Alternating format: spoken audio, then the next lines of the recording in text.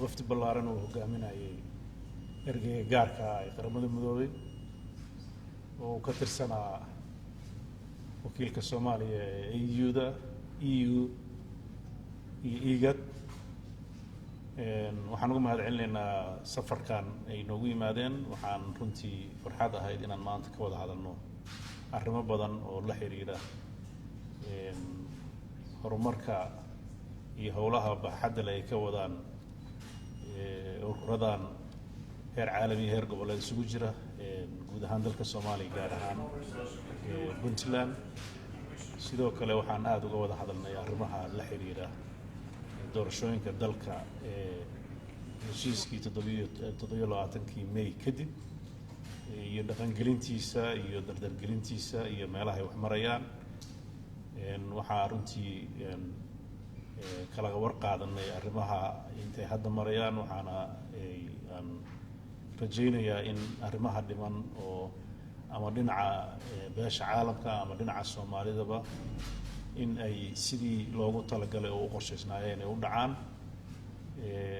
waa wixii arrimaha ku saabsan runtii is-aafagarad fiican ayaan ka yeelanay waxaana runtii noo wada muuqday in heshiiskii ilaa hadda sidii loogu talagalay uu ku socdo oo shaqooyinkii ugu horeeyay ee la xiriiray xalinta gudiyada meel fiican u marayo waxaan rajaynaynaa qodobadii kale oo lagu wada heshiiyay iyo caqabadihii jira oo dhan xalkooda in si midaysan dawladda federaalka iyo dawladaha xubnaha ka ay wada shaqayn doonaan oo dhow beesha caalamkaana kaalinta ugu muhiimsan oo laga rajaynayo dhaqaalihii ku bixi lahaa doorashooyinka inay gacan weyn ka geystaan iyadana runtii inay diyaar u yihiin inay kaalintooda qaataan ayay noo muujiyeen waxaan rajaynayaa dabcan madaxda kale madaxda dawladda federaalka iyo madaxda kalena qaarkoodna way la soo kulmeen qaarkoodna way la kulmi doonaan waana uga mahadcelinaynaa mar walba doorka ay ka qaateen dhammaan shirarkii hore aan usoo qabanay iyo geedi socodkii ku saabsanaa arrimaha doorashooyinka oo ah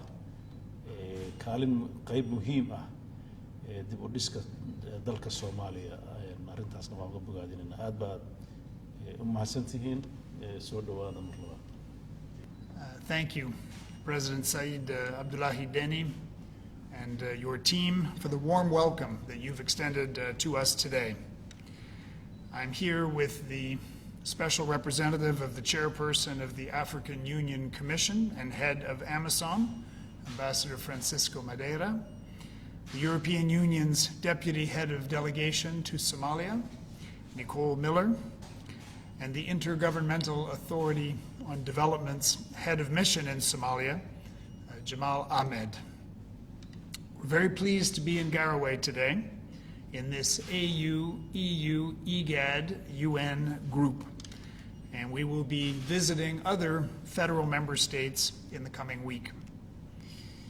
We have come now that the National Consultative Council Conference has concluded and Somali leaders reached an agreement on 27 May outlining implementation modalities for the 17 September 2020 agreement.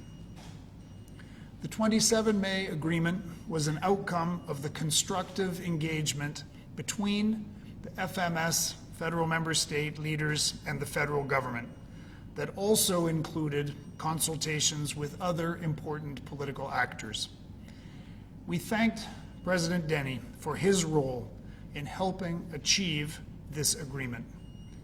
It is vital that the same spirit of cooperation among Somali leaders continues going forward.